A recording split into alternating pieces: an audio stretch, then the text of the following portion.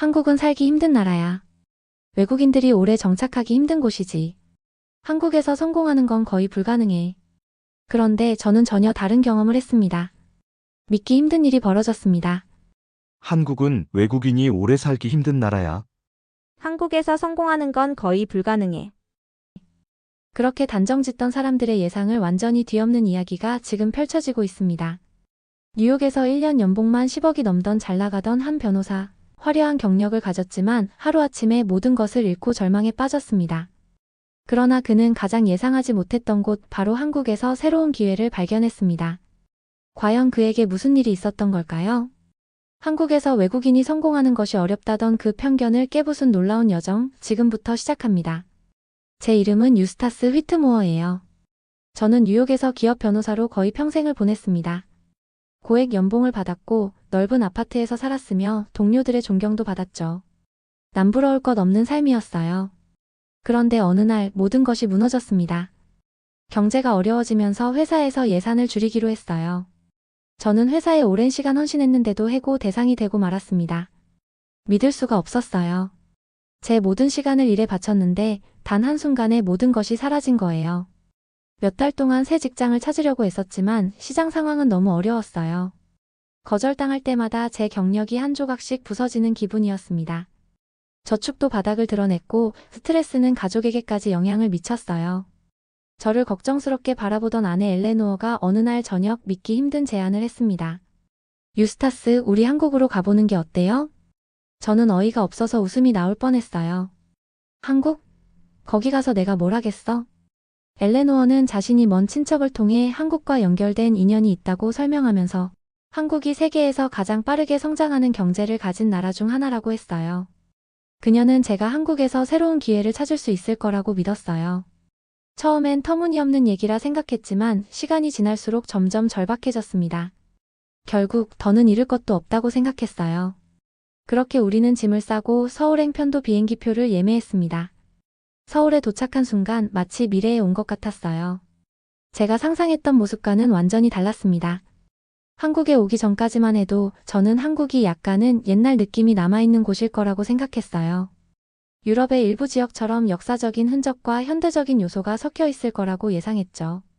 하지만 서울은 전혀 달랐습니다. 어디를 봐도 거대한 화면에서 형형색색의 광고가 번쩍였고 하늘을 찌를 듯한 유리 빌딩들이 줄지어 서 있었어요. 사람들은 빠르게 움직였고 모두 바쁜 일정을 소화하는 듯 보였습니다. 가장 놀라웠던 건 지하철 시스템이었어요. 깨끗하고 효율적이며 단 한 번도 늦지 않더라고요. 표를 따로 살 필요도 없었고 그냥 카드를 터치하면 바로 통과됐어요. 뉴욕의 시끄럽고 예측할 수 없는 지하철과는 완전히 다른 세계였죠. 새로운 도시에 온 설렘도 있었지만 저 자신이 너무 낯설게 느껴졌어요. 한국어를 못한다는 게 이렇게 불편할 줄 몰랐습니다. 간단한 것조차도 쉽지 않았어요. 음식을 주문하는 것, 길을 물어보는 것조차 벽에 부딪히는 기분이었어요. 사람들은 친절했지만 말이 너무 빠르고 기본적인 표현조차 알아듣기가 어려웠습니다. 일자리를 찾는 일은 더욱 힘들었어요. 뉴욕에서는 수년간 변호사로 일했던 경험이 있었기 때문에 한국에서도 그 경력을 인정받을 거라고 생각했어요. 하지만 현실은 그렇지 않더라고요. 여러 법률 회사에 지원했지만 돌아오는 답변은 늘 같았습니다. 지원해주셔서 감사합니다. 하지만 한국 법률 자격증을 보유한 지원자를 찾고 있습니다. 이해는 했지만 속이 상했어요. 뉴욕에서는 저를 존중해줬는데 여기에서는 단순한 외국인 취업 준비생에 불과하다는 느낌이 들었어요. 밤이면 천장을 바라보며 고민에 빠졌습니다. 우리가 잘못된 결정을 한 걸까? 어느 날 밤 저는 엘레노어에게 속마음을 털어놨어요. 여긴 내 자리가 아닌 것 같아. 엘레노어는 조용히 제 손을 잡아주며 말했어요. 조금만 더 기다려봐요, 유스타스. 한국은 우리가 알던 곳과 다르지만 다르다고 해서 나쁜 건 아니잖아요. 우리만의 자리를 찾아가면 돼요. 엘레노어의 긍정적인 태도 덕분에 버틸 수 있었어요. 하지만 여전히 불안감이 마음속에서 사라지지 않았습니다. 그러던 어느 날 집 근처 작은 카페에 들어갔어요. 메뉴판을 보고 있었지만 뭐가 뭔지 몰라서 한참을 서 있었어요. 그 모습을 본 주인 할머니가 다가와 친절한 미소를 지으며 메뉴판을 가리켰어요. 이거 아주 맛있어요. 천천히 또박또박 영어로 말씀해 주셨습니다. 저는 감사한 마음으로 고개를 끄덕이며 그 음식을 주문했어요. 잠시 후 뜨끈한 국물이 담긴 그릇이 나왔습니다. 부드러운 고기와 쫄깃한 면이 국물 속에 가득 들어 있었어요. 한 입 먹자마자 마음속에 뭔가가 달라지는 걸 느꼈습니다. 이곳이 그렇게 낯선 곳만은 아닐 수도 있겠네. 그날 이후 저는 작은 변화들을 시작했어요. 간단한 한국어 표현을 배우고 젓가락 사용법을 연습하고 이웃들에게 가볍게 목례를 하기 시작했어요. 아직은 서툴고 부족했지만 적응하려는 노력 자체가 중요하다는 걸 깨달았어요. 서울은 여전히 낯설고 벅찼지만 포기하고 싶지는 않았어요. 엘레노어가 믿고 있는 것처럼 저도 이곳에서 우리의 삶을 만들어갈 수 있을 거라고 믿어보기로 했어요. 몇 주가 지나면서 점점 초조해졌어요. 수없이 많은 회사에 지원서를 보냈지만 아무런 연락도 오지 않았어요. 우리가 한국으로 온 게 정말 맞는 선택이었을까? 하는 의문이 계속 머릿속을 맴돌았어요. 자신감이 점점 사라졌고 한 번의 거절이 또 다른 무거운 짐이 되어 저를 짓눌렀어요. 그러던 어느 날 아침 휴대전화가 울렸어요. 메일이 도착했어요. 심장이 두근거렸어요. 서울에 있는 글로벌 기술 기업에서 국제 비즈니스 법률을 전문으로 하는 법률 컨설턴트를 찾고 있었어요. 영어에 능통하고 기업 계약과 협상 경험이 있는 사람이 필요하다고 했어요. 딱 저에게 맞는 일이었어요. 처음에는 망설였어요. 한국의 직장 문화에 대한 이야기를 많이 들었거든요. 긴 근무 시간, 엄격한 위계 질서, 높은 기대치. 과연 제가 적응할 수 있을까요? 하지만 이 기회를 놓치면 다시는 오지 않을지도 모른다는 생각이 들었어요. 모험을 걸어야 했어요. 채용 과정은 빠르게 진행됐어요. 면접관은 민서라는 이름의 날카롭고 전문적인 인상을 가진 여성이었어요. 면접에서 아주 구체적인 질문들을 했어요. 우리 회사는 해외 시장으로 확장하고 있지만 국제 법률 전문가가 부족합니다. 당신의 경험이 꼭 필요합니다.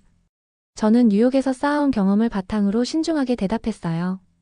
며칠 후 전화가 왔어요. 합격이었어요. 첫 출근 날 저는 일부러 일찍 도착했어요.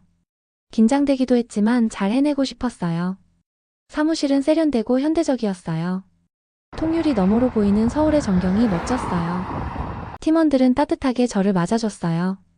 놀랍게도 그들은 저를 외국인이라고 거리 두는 게 아니라 오히려 배우고 싶다는 태도를 보였어요.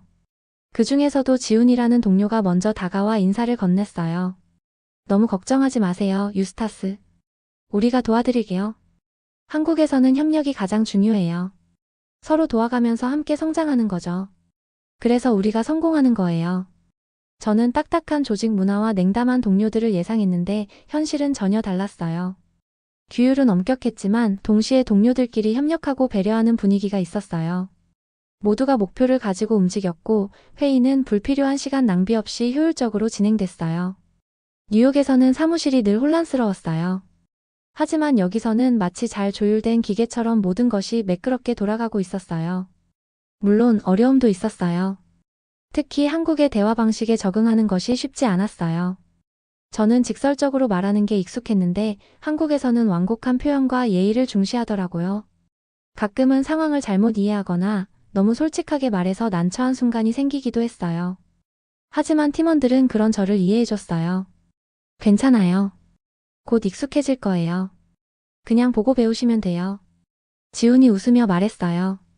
시간이 지나면서 저는 점점 편안해졌어요. 간단한 한국어 표현을 익히고 동료들과 함께 식사를 하며 이야기를 나누고 회식 자리에도 참석하기 시작했어요. 함께 고기를 구워 먹으며 웃고 떠드는 분위기가 참 좋았어요. 한국에서는 단순한 업무 관계를 넘어 동료들 간의 유대감이 굉장히 깊다는 걸 알게 됐어요. 어느 날 중요한 프로젝트를 마친 후 민서가 제 어깨를 가볍게 두드렸어요. 유스타스, 당신 덕분에 정말 많은 도움이 됐어요. 우리 팀에 와줘서 고맙습니다. 그 말을 듣는 순간 마음속에서 뭔가가 바뀌는 걸 느꼈어요. 처음 한국에 왔을 때 느꼈던 불안과 외로움이 조금씩 사라졌어요. 단순히 살아남기 위해 머무는 곳이 아니라 진짜 제자리를 찾아가는 기분이었어요. 이곳이 내 새로운 시작이 될 수도 있겠구나. 그제야 저는 깨달았어요. 한국은 단순히 제가 잠시 머무는 곳이 아니라 진짜 새로운 기회를 주는 곳이라는 걸요. 회사 생활 외에도 저는 서울을 탐험하기 시작했어요. 처음엔 모든 것이 낯설었어요. 길거리에는 읽을 수 없는 간판들이 가득했고 음식은 너무 맵거나 생소하게 느껴졌어요. 하지만 한 걸음씩 익숙한 환경에서 벗어나 보니 이 새로운 세상이 점점 흥미롭게 보이기 시작했어요. 어느 날 저녁 엘리너와 함께 동네의 작은 한식당을 찾아갔어요. 메뉴판에는 영어가 하나도 없어서 우리는 그냥 사진을 가리키며 주문했어요.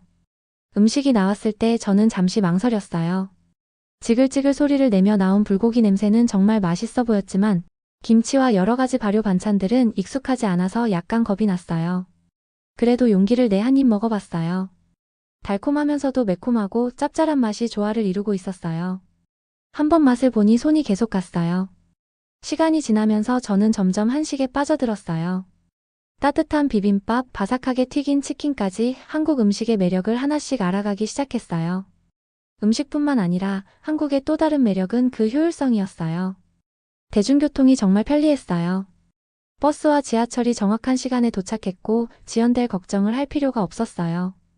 뉴욕에서는 교통체증에 갇히거나 연착된 열차를 기다리며 시간을 허비하는 일이 많았는데 서울에서는 이동이 너무나도 수월했어요. 작은 것 하나하나가 감탄스러웠어요.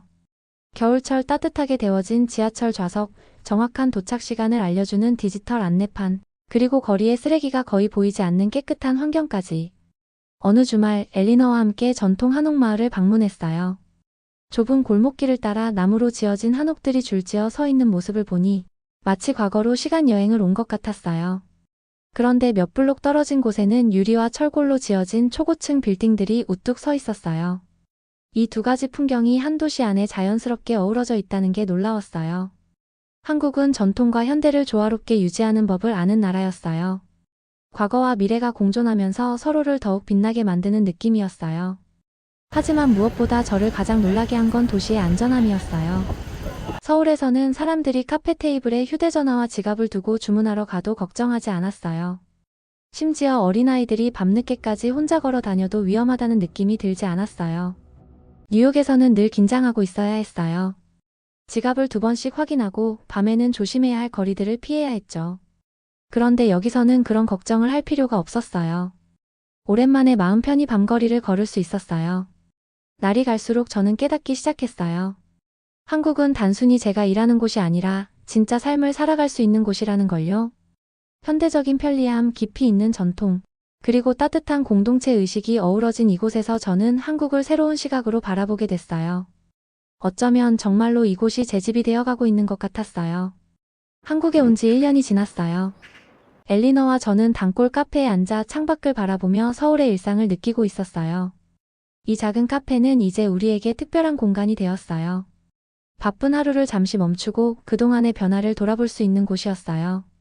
바리스타가 따뜻한 미소로 우리를 반겼어요. 말하지 않아도 제 단골 메뉴를 준비해 건네줬어요. 이제는 저도 이곳에서 익숙한 사람이 된 거였어요. 저는 커피를 저으며 말했어요. 정말 많은 게 변했어요. 처음엔 한국에 오는 게 실수라고 생각했는데 이제는 여길 떠나는 게 상상이 안 돼요. 엘리너는 차를 한 모금 마시고 저를 바라보며 미소를 지었어요. 당신이 한국을 좋아하게 될 줄 알았어요? 때로는 그냥 믿고 뛰어들어야 할 때가 있는 거예요. 정말 그랬어요. 처음 서울에 왔을 때 저는 완전히 낯선 환경 속에서 외톨이가 된 기분이었어요. 언어도 안 통하고 음식도 익숙하지 않았고 회사 문화도 너무 달랐어요. 제가 과연 이곳에서 잘 해낼 수 있을지 의심했던 순간도 많았어요. 하지만 지금은요? 카페 안을 둘러보니 이제는 익숙한 얼굴들이 보였어요.